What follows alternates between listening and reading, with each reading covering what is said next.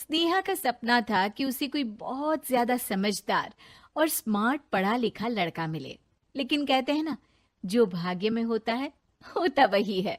देख, मैं साफ कह रही हूँ, लड़की के बाप के पास भर भर के पैसा है। अरे एक बार लड़की ने तुझे पसंद कर लिया तो समझ के पैसे की तो नदियां भर जाएंगी, लेकिन फिर भी तेरी प्यास नहीं बुझेगी बेटा। अरे माँ, फ्रिज में मैंने 2 बोतल पानी की रखी है, और कैसे प्यास बुझेगी। अरे 5वीं फेल, मैं बात कर रही हूँ पैसों की प्यास की। तू गवाह नहीं समझेगा इस बात को। बस तुझसे लोगों की नौकरी करवा लो। वो क्या है ना आशीष की माँ, वो सीधा है, और जिसे तू लोगों की नौकरी बोल रही है ना, वो आशीष का प्यार है अपने लोगों के लिए, जिनसे वो प्यार करता है या जिनसे जुड़ा हुआ है वो। अरे जमाना नहीं रहा वो। अरे आज की डेट में तो ना बेटा माँ का है, ना ही पति पत्नी का। कैसी बात कर रही है माँ? चाहे दुनिया यहाँ की वहाँ क्यों ना हो जाए, मैं आपके बिना नहीं रह सकता, ना ही मैं आपको कभी धोखा दे सकता हूँ। अरे हाँ, ठीक है ठीक है। देख, लड़की को पढ़ा लिखा लड़का चाहिए तो वहां चुप रहना। जबान खोलेगा तो पता चल जाएगा कि 5वीं पास है। अरे तो पढ़ा देती ना आगे। माना सौतेली माँ हो, लेकिन दहेज की लालच तो अपने बेटे जैसी ही रख रही हो। पापा ऐसा मत बोलिए ना माँ को, वो मेरी माँ है, मैं उनसे बहुत प्यार करता हूँ। अच्छा अच्छा बेटा, कुछ नहीं कहता, बस तैयार हो जा, चलते हैं और देखते हैं कि कौन है लड़की और क्या चाहती है। सभी मिलकर लड़की देखने जाते हैं, जहाँ स्नेहा आशीष को देखकर ही इम्प्रेस हो जाती है। वाह, कितना हैंडसम है। काश इससे मेरी शादी हो जाती, लेकिन पता नहीं कितना पढ़ा लिखा है। स्नेहा, लड़का बहुत अच्छा है, बेचारी की माँ दूसरी है, लेकिन देख रही है ना, हीरा भी इतना चमकीला नहीं होगा जितना कि ये। स्नेहा को समझ नहीं आता कि वो क्या करे। वो आशीष से मिलती है, उसकी सादगी, उसकी बातें उसे भा जाती है। मैंने नहीं सोचा था कि इतना पढ़ा लिखा लड़का मुझे मिलेगा। मैं शादी करने के लिए तैयार हूँ। और फिर स्नेहा और आशीष की शादी हो जाती है। शादी के बाद सासू माँ कहती है, अरे बेटा, वो तेरे जेवर मुझे दे दे, मैं संभाल कर रख दूंगी। स्नेहा, जो कि खुद भी एक समझदार लड़की थी, नहीं नहीं, मैं अपने जेवर नहीं दूंगी। उसके लिए तो मैंने पहले ही लॉकर खुलवा लिया था माँ जी। ये मेरी कुछ आर्टिफिशियल ज्वेलरी है, इसे रख लीजिए। वैसे मेरी अलमारी में जगह नहीं है ना। सास बेचारी नई नई बहू से क्या उलझती। सुनिए जी, मैंने आपके लिए खाना और नाश्ता बना दिया है। ऑफिस कब जाना है? कौन से ऑफिस में? मैं तो घर का सारा काम करता हूँ। हाँ? क्या बात कर रहे हैं? इतना पढ़ लिख कर आप घर का काम क्यों करते हैं? कितना पढ़ लिख कर? मैंने तो सिर्फ 5वीं तक पढ़ाई की है। तभी वहाँ सास आ जाती है। अरे 5वीं तक भी पढ़ लिया तो समझो मेरी कृपा से, वरना तो जो इसके लक्षण थे ना, क्या बताना। अच्छा आशीष, जरा बाहर जा और भाग कर टूथपेस्ट लेकर आ। सुबह से मंजन नहीं किया। और हाँ, फिर जाकर दुकान की सफाई कर देना। तेरा छोटा भाई दुकान पर जाने को तैयार हो रहा है। स्नेहा ये सब सुनकर हैरान रह जाती है। वो सोचती है कि आखिर उससे क्या गलती हो गई जो उसके साथ ऐसा हुआ। आशीष स्नेहा के पास जाता है। सुनो, तुमको तो मैंने पहली मुलाकात में ही बताया था कि। स्नेहा आशीष की बात ही नहीं सुनना चाहती है। वो जोर से चिल्लाती है, चुप रहो बिल्कुल, गंवार कहीं के।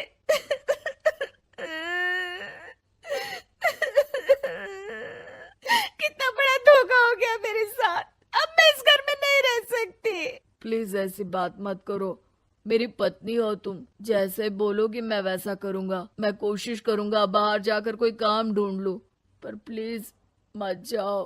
चुप रहो गंवार कहीं के, मैं तुम्हारे जैसी की बीवी हो ही नहीं सकती। आशीष स्नेहा को लाख समझाने की कोशिश करता है, लेकिन वो अपने मायके चली जाती है। माँ चलिए ना, स्नेहा को मना कर लेकर आते हैं। अरे जाओ, मनाने जाए मेरी जूती। इतना घमंड, जैसे कलेक्टर हो कहीं की महारानी। अरे मैं तो तुझे कहूंगी कि तू भी भूल जा, हमने नहीं भगाया, खुद ही तो गई है। माँ वो बीवी है मेरी, मैं प्यार करता हूँ उससे, मैं जा रहा हूँ उसे लेने। वहीं स्नेहा के घर पर, माँ वो तो कुछ काम ही नहीं करता, घर का नौकर है, 5वीं पास। मैं नहीं रह सकती ऐसे आदमी के साथ माँ। बेटा वो लड़का बहुत अच्छा है, उसकी तारीफ मैंने हर किसी से सुनी है। तेरा पति है, अब तक एक गलत माँ के साथ रह रहा था, तू संवारेगी तो संवर जाएगा। तभी वहाँ आशीष आ जाता है। मुझे माफ कर दो स्नेहा, पर प्लीज मुझे छोड़कर मत जाओ। मेरी माँ के जाने के बाद मुझे तुम्ही से सारी उम्मीद है। तुम जैसा कहोगी मैं करूँगा, पर प्लीज मेरे साथ रहो। सबके समझाने बुझाने के बाद स्नेहा आशीष के साथ घर आ जाती है। आ गई महारानी, अब आई हो और सच्चाई भी पता चल गई है, तो थोड़ा तमीज से पति के साथ घर देख, रसोई संभाल और हम सबकी सेवा कर। देखो, मैं अब इस घर में बंटवारा चाहती हूँ। जो मेरे पति का हिस्सा है वो उसे मिले और वो आज से कोई काम नहीं करेंगे। हिस्सा ले लो, लेकिन कमाओगे क्या, खाओगे क्या, धूल मिट्टी। अरे तेरा पति किसी काम का नहीं है, वो तो मेरा बेटा कमा रहा है तो 2 रोटी मिल जाती है इसे। तभी वहाँ स्नेहा के ससुर आ जाते हैं। मैंने एक बंद फैक्ट्री को पहले ही आशीष के नाम कर दिया है और घर के 2 तल्ले में 1 तल्ला ले लो। मैं तो आशीष के पास रहूंगा, वकील थोड़ी देर में आता ही होगा। अरे जाओ जाओ, 2 दिन में भूख से तड़प कर सब वापस आ जाओगे। बढ़िया आई बहू बेटे वाली। फिर क्या था, स्नेहा आशीष के साथ मिलकर बंद फैक्ट्री को खोलती है और मन लगाकर काम करती है। दोनों की मेहनत रंग लाती है और आशीष अपनी मेहनत से एक सफल बिजनेसमैन बन जाता है। लेकिन एक दिन, अरे बहू बेटा आशीष, मुझे माफ कर दो, मैं भी अब तुम लोगों के साथ रहना चाहती हूँ। इस कमबख्त ने तो दुकान का बेड़ा गर्क कर दिया। वो तो आशीष था जो सारा दुकान का काम संभालता था। बेटा हमारे पास तो अब खाने को भी नहीं बचा। माँ जी, इसे कर्म के फल कहते हैं। खैर, खाना है तो आपको और आपके बेटे को काम करना पड़ेगा, समझी? हे भगवान, अब ये दिन आ गए हैं कि बहू के साथ रहने के लिए मुझे काम करना पड़ेगा। बेटा आशीष, तू ही समझाना अपनी बीवी को। पता है ना मैंने तुझे कितने प्यार से पाला है। हाँ माँ, वो तो ऐसे ही बोल रही है आपको। अरे घर में कामकाज के लिए बहुत सारे नौकर चाकर है, आप आराम से रहिए माँ। स्नेहा आशीष का अच्छा और सरल सच्चा व्यवहार देखकर मन ही मन सोचती है, मेरा पति गवार ही सही, लेकिन दुनिया का सबसे अच्छा इंसान है। यमुनानगर में सीता अपने बेटे कुशल के साथ रहती थी। बेटे कुशल के बड़े हो जाने पर वो उसकी शादी पास ही के गांव की एक लड़की खुशी से करवा देती है। बहू, तू जैसी खूबसूरत बहू तो इस पूरी सोसाइटी में किसी की नहीं। बस अब तू इस घर की सारी जिम्मेदारी उठा ले तो मेरी चिंता खत्म। ये ले इस घर की चाबी, अब से ये तेरे हवाले। माँ जी, आप चिंता मत कीजिए, मैं इस घर का पूरा ध्यान रखूंगी। देखिएगा, आपको शिकायत करने का भी कोई मौका नहीं मिलेगा। मैं आपके लिए गाजर का हलवा बनाकर लाती हूँ। शादी के कुछ ही दिन बाद खुशी के तेवर बदलने लगते हैं। माँ जी, मैं आपसे कह देती हूँ, मैं इस घर की बहू हूँ, कोई नौकरानी नहीं जो हर समय आपकी बात मानूं।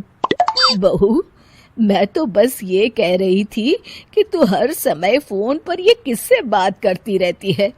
हर समय तेरा फोन बिजी आता है, ये बात कुशल को पसंद नहीं बेटा। हाँ हाँ, मेरी तो हर बात सबको बुरी ही लगती है। अब शादी को कई महीने बीत चुके हैं, मगर खुशी कभी भी खुश नहीं रह पाती और वो अपने पति और सास से भी हमेशा झगड़ती रहती है। असल में शादी से पहले उसका एक प्रेमी होता है, गोविंद। वो उससे आज भी छुप छुप कर मिलती है। गोविंद, मैं अपने पति और सास के साथ खुश नहीं हूँ, चलो ना हम भाग जाते हैं। तुम एक काम करो, घर से सारा कीमती सामान ले आओ, उसके बाद मौका देखकर हम भाग जाएंगे। खुशी के पति और सास उसे बहुत प्यार करते हैं, मगर खुशी फिर भी उन्हें धोखा देती है और धीरे धीरे अपने घर से कीमती सामान को चोरी करके गोविंद को देने लगती है। उसकी सास को घर से सामान चोरी होने का संदेह होने लगता है। बेटा, समझ नहीं आ रहा, ये घर से धीरे धीरे सामान कैसे गायब हो रहा है। कौन सा सामान माँ? अरे वो चांदी के बर्तन जो मैंने बनवाए थे वो दिख नहीं रहे। यहीं कहीं होंगे माँ, आपकी बहू ढूंढ देगी। कितने बेवकूफ हैं ये माँ बेटे। इनका सारा सामान मैं गायब कर दूंगी और इनको पता भी नहीं चलने दूंगी। और इस तरह से धीरे धीरे खुशी घर का सारा कीमती सामान चोरी करके गोविंद के पास रखवा देती है और कुछ महीनों बाद उनके पास बहुत कीमती सामान इकट्ठा हो जाता है और दोनों भागने की योजना बनाते हैं। खुशी, आज रात को आधी रात होते ही तुम अपने घर से भाग कर आ जाना। मैं गांव के पुराने बस स्टैंड पर तुम्हारा इंतजार करूंगा। ठीक है। खुशी अपने कपड़े और गहनों की पोटली बांधकर पुराने बस अड्डे पर पहुंच जाती है और देखती है कि वहां तो कोई भी नहीं है। खुशी कुछ घंटे वहीं खड़ी रहती है और फिर गोविंद के कमरे पर जाती है। वहां पर भी बड़ा सा ताला लगा होता है। हे भगवान, कहीं गोविंद मुझे धोखा देकर भाग तो नहीं गया। अब मैं क्या करूंगी? खुशी फूट फूट के रो रही होती है। तभी पीछे से उसका पति सारे गहनों की पोटली लेकर आ जाता है। आप यहाँ? हाँ, मैंने गोविंद को गांव छोड़ने से पहले पकड़ लिया था और ये सारे गहने भी उससे ले लिए। आपको सब पता था कि मैं आपको और माँ जी को धोखा दे रही थी। हाँ, मगर मुझे ये भी पता था कि गोविंद अच्छा इंसान नहीं है। अगर मैं तुमको समझाता तो तुम कभी नहीं समझ पाती। इसलिए मैं चाहता था कि तुम्हारी आंखें खुद खुले। मुझे माफ कर दीजिए। कोई बात नहीं खुशी, मगर हमेशा ये याद रखना कि तुम्हारे अपने कभी भी तुम्हें धोखा नहीं देंगे। माँ और मैं तुम्हें बहुत प्यार करते हैं और हम दोनों चाहते हैं कि खुशी खुशी खुशी हमारे घर रहे, क्योंकि तुम ही तो हमारी खुशी हो। हाँ, मैं आज के बाद आपको और माँ जी को कभी निराश नहीं करूंगी।